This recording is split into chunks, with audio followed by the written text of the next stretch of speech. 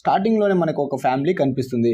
అందులో యాండీ ఇంకా తన వైఫ్ ఇంకా తన చిన్న కూతురు ఉంటారు. మొత్తం సిటీపై జోంబీస్ అటాక్ చేసిన తర్వాత వీళ్ళు ఒక హౌస్ బోట్ లో దాక్కొని ఆ జోంబీస్ కంట పడకుండా గడుపుతూ ఉంటారు. అలా వీళ్ళు చాలా రోజులు ఆ బోట్ లో గడిపిన తర్వాత ఒక దగ్గర వీళ్ళకి ఇద్దరు పిల్లలు కనిపిస్తారు. అలా యాండీ ఆ ఇద్దరు పిల్లల్ని చూడగానే చాలా హ్యాపీగా ఫీల్ అవుతాడు. చాలా రోజుల తర్వాత కొందరు మనుషులు కనిపించారు అని. అలా వాళ్ళని పిలవడానికి తన చేయిని ఊపుతాడు. దాంతో ఆ పిల్లలు కూడా యాండీని చూడగానే హ్యాపీగా ఫీల్ అవుతారు. కానీ ఆ పిల్లల వాళ్ళ బాబుకు మాత్రం ఇది నచ్చదు. వెంటనే అతను ముందుకు వచ్చి తన దగ్గర ఉన్న గన్నుని యాండీకి చూపిస్తూ కొడకాయ ఇడికి వస్తే ఏసి పడదొబ్బుతా అన్నట్టు బెదిరిస్తాడు. దాంతో యాండీ కూడా మళ్ళీ హౌస్ బోట్ లోకి వెళ్ళిపోతాడు. తర్వాత నైట్ కి యాండీ ఇంకా తన వైఫ్ మాట్లాడుకుంటూ ఉంటారు. వాళ్ళ మాటలను బట్టి చూస్తే ఇంకా వాళ్ళు తినడానికి 3 రోజులకు సరిపడా ఫుడ్డే ఉంటుంది. అందువల్ల తన వైఫ్ యాండీతో అంటుంది, మనం ఈ బోట్ ని వదిలేసి ఎలాగైనా సిటీ లోపలికి వెళ్ళాలి అని. ఈ బోట్ నుంచి సిటీ 40 కిలోమీటర్ల దూరంలో ఉంటుంది. కానీ తన వైఫ్ ఎంత చెప్పినా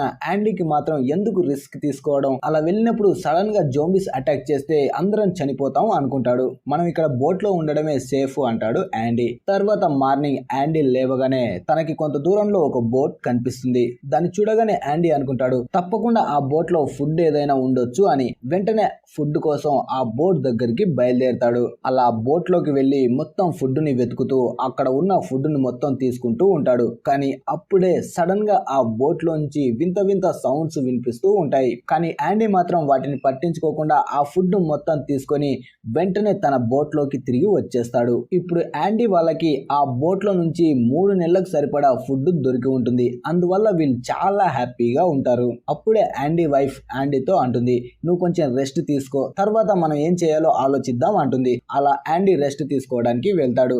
దాంతో తన వైఫ్ మళ్ళీ బోట్ తీసుకొని యాండీ ఎక్కడైతే ఆ ఫుడ్ ని తీసుకువచ్చాడో అక్కడికి వెళ్ళిపోతుంది. అలా తను కూడా ఆ బోట్ లో తినడానికి చాలా ఫుడ్ ని తీసుకుంటూ ఉంటుంది. అలా ఆ ఫుడ్ ని తీసుకొని బయలుదేరుతూ ఉన్నప్పుడే సడన్ గా తనపై ఒక జోంబీ అటాక్ చేస్తుంది. తర్వాత కొంతసేపటికి యాండీ తన కూతురు ఏడుపు విని లేస్తాడు. అలా తన కూతురుని ఎత్తుకొని తన వైఫ్ కోసం వెతుక్కుంటూ వస్తూ ఉంటాడు. అప్పుడే యాండీకి ఆ బోట్ లోపల కొన్ని రక్తపు మరకలు కనిపిస్తాయి. అది చూడగానే యాండీకి అనిపిస్తుంది తన వైఫ్ పై జోంబీ అటాక్ చేసింది అని. ఇక్కడ జోంబీస్ అటాక్ చేస్తే 48 గంటల తర్వాత కరిచిన వాళ్ళు కూడా జోంబీస్ గా మారిపోతారు. అందుకే యాండీ తన వైఫ్ కి ఒక టైమర్ ని సెట్ చేస్తాడు. అలా తన వైఫ్ కి జోంబీ కరిచిందన్న మాటను కూడా యాండీ నమ్మలేకపోతాడు. ఎలాగైనా తన వైఫ్ నార్మల్ అవుతుంది అనుకుంటాడు. ఇక అప్పుడే యాండీ నిర్ణయం తీసుకుంటాడు ఎలాగైనా తన వైఫ్ ని సిటీకి తీసుకువెళ్లి అక్కడ ఈ డాక్టర్స్ కి చూపించాలి అని. అందుకే తన హౌస్ బోట్ ని వదిలేసి తన కూతుర్ని తన వైఫ్ ని తీసుకొని సిటీకి నడుచుకుంటూ బయలుదేరతాడు. అలా దారి వెంట వెళ్తూ ఉన్నప్పుడే చాలా మంది జోంబీస్ అయిన వాళ్ళని తగలబెట్టినట్టు కనిపిస్తుంది. అది చూసి యాండీ చాలా భయపడతాడు. అలా ముగ్గురు ఇంకా కొంత దూరం నడవగానే వాళ్ళకి ఒక కారు కనిపిస్తుంది. వెంటనే యాండీ ఆ కార్ దగ్గరికి వెళ్లి చూస్తే అందులో ఫ్యూల్ ఉండదు. అప్పుడే అక్కడ వెతికితే ఫ్యూల్ కూడా దొరుకుతుంది. అలా ఫ్యూల్ తీసుకొచ్చి ఆ కార్ లో పోస్తూ ఉంటాడు. అప్పుడే సడన్ గా ఒక జోంబీ అక్కడికి వస్తుంది. అప్పుడు యాండీ ఆ జోంబీని చూసి వెంటనే అక్కడ నుంచి తప్పించుకొని పారిపోతాడు. అలా వాళ్ళు కార్ లో కొంత దూరం వెళ్ళిన తర్వాత వాళ్ళ కూతురు ఏడుస్తూ ఉంటే తన వైఫ్ యాండీతో అంటుంది, నువ్వు కొంచెం కార్ ఆపు, నేను బేబీకి డైపర్ చేంజ్ చేస్తాను అని. అలా వెంటనే కార్ ఆపగానే తన వైఫ్ కార్ దిగి తన బేబీకి డైపర్ చేంజ్ చేస్తూ ఉంటుంది. అలా చేంజ్ చేస్తూ ఉన్నప్పుడే తన ఆరోగ్యం ఇంకా పాడవుతుంది. అలా అక్కడే కింద పడిపోతుంది. తన నోట్లో నుంచి బ్లడ్ కూడా వస్తూ ఉంటుంది. అలా మళ్ళీ తను మెలకువలోకి వచ్చిన తర్వాత యాండీతో అంటుంది, నన్ను వదిలేసి పాప నువ్వు ఇక నుంచి దూరంగా వెళ్ళిపోండి, నేను జోంబీగా మారబోతున్నాను అంటుంది. కానీ యాండీ మాత్రం తన వైఫ్ ని వదిలిపెట్టి వెళ్ళిపోవాలి అనుకోడు. ఎందుకంటే తన వైఫ్ అంటే తనకి చాలా ఇష్టం కాబట్టి. నీకేం అవదని చెప్పి అలా బలవంతంగా తన వైఫ్ ని తీసుకువచ్చి కార్ లో ఎక్కిస్తాడు. అలాగే డోర్ మళ్ళీ తను ఓపెన్ చేయకుండా ఉండడానికి ఆ డోర్ హ్యాండిల్ కూడా ఇరగ్గొడతాడు. అలా కార్ లో బయలుదేరతాడు యాండీ. అలా వీళ్ళు కొంత దూరం వెళ్ళిన తర్వాత సడన్ గా వీళ్ళ ముందుకు ఒక జోంబీ వస్తుంది. అప్పుడు యాండీ సడన్ గా ఆ జోంబీని చూసి భయపడి కార్ ని సైడ్ కి తిప్పుతాడు. అప్పుడు వాళ్ళ కారు వెళ్లి ఒక చెట్టుకు తగిలి అక్కడే ఆగిపోతుంది. అలా యాండీ కూడా స్పృహ తప్పుతాడు. తర్వాత కొంతసేపటికి యాండీకి మెలకువ వస్తుంది. అప్పుడు వెంటనే పక్కన ఉన్న తన వైఫ్ ను చూస్తే తన వైఫ్ ఆల్రెడీ జోంబీగా మారిపోయి ఉంటుంది. అప్పుడే యాండీ వెనక సీట్ లో ఉన్న తన కూతుర్ని తీసుకొని కార్ దిగిపోవాలి అనుకుంటాడు. కానీ అప్పుడే జోంబీగా మారిన తన వైఫ్ తనని కరుస్తుంది. దాంతో యాండీ కూడా ఇన్ఫెక్టెడ్ అయిపోతాడు. అప్పుడు యాండీ తన కూతుర్ని తీసుకొని ఎలాగోలా కష్టపడి ఆ కార్ లోంచి బయటికి వస్తాడు. అలా బయటికి వచ్చిన తర్వాత తన కళ్ళ ముందే తన వైఫ్ జోంబీగా మారిపోయింది, నేను కూడా ఇలా అయిపోయాను, నా కూతురు ఒంటరిగా అయిపోతుందని చాలా ఏడుస్తాడు. కానీ మళ్ళీ తనని తాను ధైర్యం తెచ్చుకొని తన కూతురు కోసమైనా తను బతకాలి అని తన కూతురు దగ్గరికి వస్తాడు. అలా మళ్ళీ తన వైఫ్ దగ్గరికి వెళ్లి తన చేతికి ఉన్న టైమర్ ని తీసి యాండీ పెట్టుకుంటాడు. ఇప్పుడు యాండీ కూడా 48 గంటల తర్వాత జోంబీగా మారతాడు. అలా తన కౌంట్ డౌన్ స్టార్ట్ అవుతుంది. అప్పుడే యాండీ మళ్ళీ తన కూతురు దగ్గరికి వచ్చి తన కూతుర్ని తీసుకొని అక్కడ నుంచి సిటీకి బయలుదేరుతాడు. అలా తన కూతుర్ని తీసుకొని కొంత దూరం వెళ్ళిన తర్వాత మళ్ళీ తనకి ఒక జోంబీ కనిపిస్తుంది. ఈ జోంబీ వాళ్ళ కార్ లో వస్తున్నప్పుడు తనకి ఎదురుగా కనిపించింది. అప్పుడు వెంటనే యాండీ ఒక కర్ర తీసుకొని తన కూతుర్ని కాపాడుకోవడం కోసం ఆ జోంబీని భయపెడుతూ ఉంటాడు. అంతలో అక్కడికి ఒక అమ్మాయి వస్తుంది. అప్పుడే ఆ అమ్మాయి యాండీతో అంటుంది, మా నాన్నని ఏం చేయకండి, తను మిమ్మల్ని ఏం చేయడు అని. అలా వెంటనే ఆ అమ్మాయి తన బ్లడ్ ను తీసి అక్కడక్కడ వేస్తూ జోంబీగా మారిన వాళ్ళ నాన్నని తన వెంట తీసుకొని వెళ్ళిపోతుంది. తర్వాత యాండీ చాలా దూరం నడిచి ఒక టౌన్ లోకి వస్తాడు. తన వైఫ్ ఈ టౌన్ గురించే చెప్పి ఉంటుంది. అలా యాండీ తన కూతుర్ని తీసుకొని అక్కడ ఉన్న ఒక స్కూల్ లోకి వెళ్తాడు. ఆ టౌన్ లో కూడా ఒక్క మనిషి కూడా ఉండరు. కానీ ఆ స్కూల్లో ఒక టీచర్ కనిపిస్తుంది. ఆ టీచర్ చాలా బాగా మాట్లాడుతుంది యాండీతో. అలాగే తనకి ఎక్కడైతే తన వైఫ్ కరిచిందో అక్కడ తనకి బ్యాండేజ్ కూడా వేస్తుంది ఆ టీచర్. అప్పుడే ఆ టీచర్ యాండీతో అంటుంది, నువ్వు రాత్రికి ఇక్కడే ఉండి మార్నింగ్ వెళ్ళిపో అని. అప్పుడు యాండీ కూడా ఆలోచిస్తాడు, తన కూతుర్ని ఆమె దగ్గర ఉంచి నైట్ కి ఇక్కడే ఉండాలి అని. కానీ ఆ టీచర్ కూడా క్యాన్సర్ ఉంటుంది, తను కూడా ఎక్కువసేపు బతకదు. అందుకే యాండీ మళ్ళీ తన ప్లాన్ ని మార్చుకుంటాడు. తర్వాత మనకి తూమి వాళ్ళ అమ్మ కనిపిస్తుంది. తను తన తెగ వాళ్ళతో కలిసి అక్కడ ఉన్న జోంబీస్ మొత్తం తగలబెడుతూ ఉంటుంది. అలా తగలబెడుతూ ఆ ఏరియాను మొత్తం క్లీన్ చేస్తుంది. అలాగే తన కూతురు తూమిని కూడా వెతుకుతూ ఉంటుంది. నిజానికి తూమికి వాళ్ళ నాన్న అంటే చాలా ఇష్టం. అందుకే వాళ్ళ నాన్న జోంబీగా మారినా కూడా తనని విడిచిపెట్టకుండా తన వెంటే ఉంటుంది. అలా ఒక దగ్గర సీక్రెట్ ప్లేస్ లో వాళ్ళ నాన్నని దాచిపెట్టి అక్కడే ఉంటుంది తను కూడా. అలా వాళ్ళ నాన్న దగ్గరే ఉంటూ వాళ్ళ అమ్మ వాళ్ళు వాళ్ళ నాన్నని చంపకుండా తనని కాపాడుకుంటూ ఉంటుంది. అందుకే తూమి వాళ్ళ అమ్మ వాళ్ళకి తెలియకుండా సీక్రెట్ గా గడుపుతూ ఉంటుంది. తర్వాత నైట్ కి యాండీ కనిపిస్తాడు. తనకి ఇప్పుడు ఆరోగ్యం చాలా పాడవుతూ మెల్లమెల్లగా జోంబీగా మారుతూ ఉంటాడు. అలా తనకి నోట్లో నుంచి బ్లడ్ వస్తుంది. అక్కడే స్పృహ తప్పి కింద పడిపోతాడు. అలా మార్నింగ్ యాండీ మళ్ళీ నిద్ర లేవగానే తనకి ఇంకా 32 గంటలే టైం ఉంటుంది జోంబీగా మారడానికి. అలా తర్వాత మళ్ళీ తన కూతుర్ని తీసుకొని అక్కడి నుంచి బయలుదేరుతాడు. ఎందుకంటే తను వచ్చిన ఆ టౌన్ లో ఎవ్వరూ బతికి ఉండరు. అలా తన కూతురుతో కలిసి కొంత దూరం వెళ్ళిన తర్వాత తనకి ఒక కార్ కనిపిస్తుంది. అలా వెంటనే యాండీ ఆ కార్ దగ్గరికి వెళ్తే వెనక నుంచి ఒక అతను గన్ తో యాండీ పై ఫైర్ చేస్తూ ఉంటాడు. కానీ అతను ఫైర్ చేసింది యాండీ పై కాదు, తనపై అటాక్ చేయడానికి వస్తున్న ఒక జోంబీ పై చేసి ఉంటాడు. అప్పుడే అతను యాండీతో అంటాడు, నువ్వు నాకు హెల్ప్ చేయి, నేను నీకు హెల్ప్ చేస్తాను అని. ఎందుకంటే తన కాళ్ళు ఒక ట్యాంక్ లో ఇరుక్కుపోయి ఉంటాయి. అప్పుడే అతను తన దగ్గర ఉన్న ఆ వెహికల్ కీస్ ని యాండీకి ఇస్తూ తనతో అంటాడు, ఈ వెహికల్ ద్వారా ఆ ట్యాంక్ ని పక్కకు తీసేయి, నేను బయటికి వస్తాను అని. వెంటనే యాండీ కూడా ఆ కార్ తో ఆ ట్యాంక్ ని బయటికి తీస్తాడు. అలా అతను బయటికి వస్తాడు. తర్వాత అతను యాండీని ఇంకా తన కూతురుని తీసుకొని తన ఇంటి దగ్గరికి వెళ్తాడు. ఇక్కడ అతను ఇంకా తన వైఫ్ ఉంటారు. అలా కొంతసేపటి తర్వాత మళ్ళీ అతనిని బయటికి రమ్మని చెప్తాడు. ఎందుకంటే తను ఇక్కడ ఏం చేస్తున్నాడో యాండీకి చూపించాలి అనుకుంటాడు. అలా అతను యాండీని తీసుకువెళ్లి తను ఏం చేస్తున్నాడో చూపిస్తాడు. నిజానికి అతను ఒక బాక్స్ లాంటి దాంట్లో బ్లడ్ ను ఉంచి జోంబీస్ అన్ని అక్కడికి వచ్చిన తర్వాత ఒక ట్రాప్ వేసి అన్నిటినీ షూట్ చేసి చంపుతూ ఉంటాడు. అలా యాండీకి కూడా ఒక గన్ ఇచ్చి ఆ జోంబీస్ ని అప్పుడే యాండీ ఆ జోంబీస్ ఆ బోన్ దగ్గరికి రావడానికి ఎరగా వేసిన వాళ్ళలో తూమి ఇంకా ఒక ముసలతను కూడా ఉంటాడు. అదంతా చూసిన యాండీకి ఇతను చేస్తున్నది చాలా పెద్ద తప్పు అనిపిస్తుంది. మళ్ళీ తను అనుకుంటాడు, ఈ నా కొడుకు దగ్గర నా కూతురును పెట్టుకొని ఉంటే తను సేఫ్ గా ఉంటుందా అని. తర్వాత యాండీని తీసుకొని అతను మళ్ళీ తన ఇంటికి వస్తాడు. ఇక్కడ యాండీ కూతురు అతని వైఫ్ దగ్గర ఆడుకుంటూ ఉంటుంది.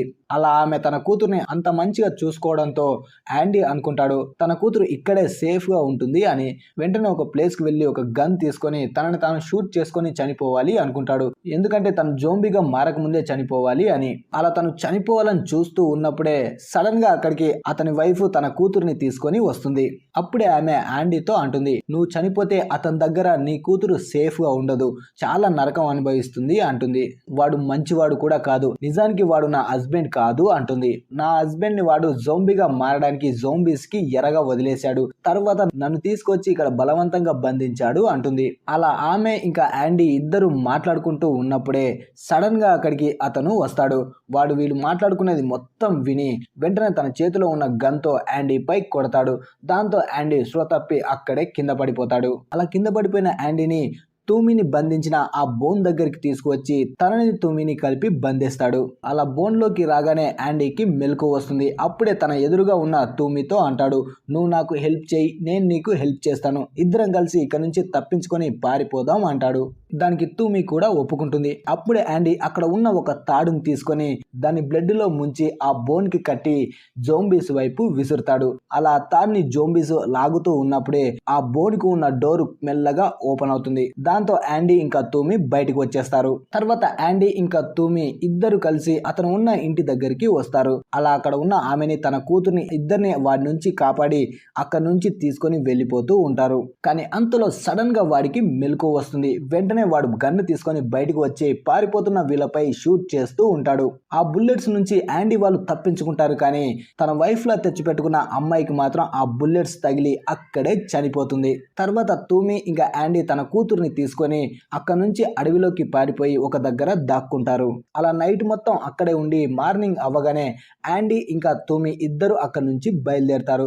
అలా వెళ్తున్నప్పుడే ఇద్దరు మాట్లాడుకుంటూ ఉంటారు. అప్పుడే యాండీ తూమితో అంటాడు, మీ నాన్న ఇంకెప్పటికీ నార్మల్ గా అవ్వలేడు, ఎందుకంటే ఆల్రెడీ తను జోంబీగా మారిపోయాడు అంటాడు. అది వినగానే తూమి వెంటనే అక్కడ నుంచి పరిగెట్టుకుంటూ ఒక కేవ్ దగ్గరికి వెళ్తుంది. లాస్ట్ టైం వాళ్ళ నాన్నని ఎక్కడైతే బంధించి ఉంచిందో అక్కడికి వస్తుంది. కానీ తూమి అక్కడికి రావడానికి ముందే వాళ్ళ అమ్మ వచ్చి వాళ్ళ నాన్నని చంపేసి ఆ కేవ్ ని మొత్తం క్లోజ్ చేసి ఉంటుంది. అది చూసి తూమి చాలా బాధపడుతుంది. వెంటనే అక్కడ ఉన్న ఒక రాయిని తీసుకొని తన తలకేసి కొట్టుకుంటూ ఉంటుంది. అప్పుడే యాండీ తూమి దగ్గరకు వచ్చి, నువ్వేం భయపడకు, నార్మల్ గా ఉండు అని చెప్తాడు. అలాగే తను అక్కడ నుంచి వెంటనే వెళ్ళిపోవాలి అనుకుంటాడు. ఎందుకంటే తను జోంబీగా మారిపోవడానికి ఎక్కువ టైము ఉండదు. అందుకే తను జోంబీగా మారడానికి ముందే తన కూతుర్ని సేఫ్ ప్లేస్ లో ఉంచాలి అనుకుంటాడు. అలా తన కూతుర్ని సేఫ్ గా చూసుకునే ఎవరికైనా తన కూతుర్ని అప్పగించాలి అని తను అక్కడ నుంచి వెంటనే బయలుదేరతాడు. అలా యాండీ కొంత దూరం వెళ్ళిన తర్వాత మళ్ళీ తూమికి చిన్నపిల్ల ఏడుపులు వినిపిస్తాయి. వెంటనే తను పరిగెట్టుకుంటూ వస్తుంది. అలా తూమి అక్కడికి వచ్చి చూస్తే యాండీ తన కూతుర్ని పక్కకు ఉంచి తను కింద పడిపోయి ఉంటాడు. తను మెల్లగా జోంబీగా మారుతూ ఉంటాడు. అలా మళ్ళీ కొంతసేపటికి యాండీ పైకి లేస్తాడు. అప్పుడే యాండీకి అనిపిస్తుంది, ఇంతకు ముందు నది పక్కన చూసిన ఆ ఫ్యామిలీ దగ్గరికి తన కూతుర్ని తీసుకొని వెళ్తే సేఫ్ గా ఉంటుంది అనుకుంటాడు. అందుకే తను తన కూతుర్ని తీసుకొని తూమితో కలిసి మళ్ళీ ఆ ఫ్యామిలీ దగ్గరికి బయలుదేరుతాడు. అలా యాండీ ఆ ఫ్యామిలీ దగ్గరికి వెళ్ళిన తర్వాత తనకి తెలుస్తుంది, ఆల్రెడీ ఆ ఫ్యామిలీలో ఉన్న అతన్ని జోంబీ కరిచి ఉంటుంది. అప్పుడే అతను యాండీ దగ్గరకు వచ్చి మళ్ళీ తనకి అదే గన్ని చూపిస్తాడు. ఇందులో 6 బుల్లెట్స్ ఉన్నాయి.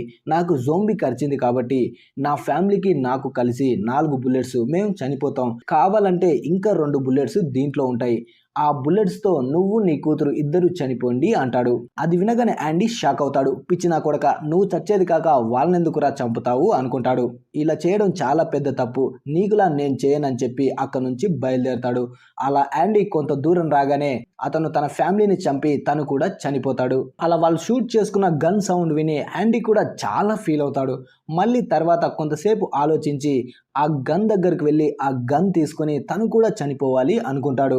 అప్పుడే తూమి యాండీ దగ్గరకు వచ్చి అంటుంది, నేను మళ్ళీ తిరిగి మా ఇంటికి వెళ్ళాలి అనుకుంటున్నాను, కావాలంటే నీ కూతుర్ని తీసుకువచ్చి మా తెగ వాళ్ళ దగ్గర వదిలిపెట్టు, వాళ్ళు సేఫ్ గా చూసుకుంటారు అంటుంది. అది వినగానే యాండీ కూడా తూమి వెంట వెళ్ళడానికి ఒప్పుకుంటాడు. అలా తర్వాత తూమి ఇంకా యాండీ తన కూతుర్ని తీసుకొని తూమి వాళ్ళ అమ్మ దగ్గరికి వెళ్తూ ఉంటారు. వాళ్ళు స్మోక్ ని ఫాలో అవుతూ వెళ్తూ ఉంటారు. ఈ స్మోక్ ఎందుకు వస్తుందంటే తూమి వాళ్ళ అమ్మ వాళ్ళు జోంబీస్ ని చంపి వాటిని తగలబెడుతూ వెళ్తూ ఉంటారు, అందుకే ఆ స్మోక్ వస్తూ ఉంటుంది. అలా తూమి ఆ స్మోక్ ని ఫాలో చేస్తూ వాళ్ళ అమ్మ దగ్గరికి వెళ్తూ ఉంటుంది. అలా వీళ్ళు ముందుకు వెళ్ళిన తర్వాత ఒక దగ్గర వీళ్ళకి టన్నల్ ఎదురవుతుంది. అలా వీళ్ళు టన్నల్ లోకి వెళ్తే మళ్ళీ వాళ్ళకి అదే ముసల్నా కొడుకు కనిపిస్తాడు. వాడు వెంటనే వీళ్ళపై అటాక్ చేయడానికి వస్తూ ఉంటాడు.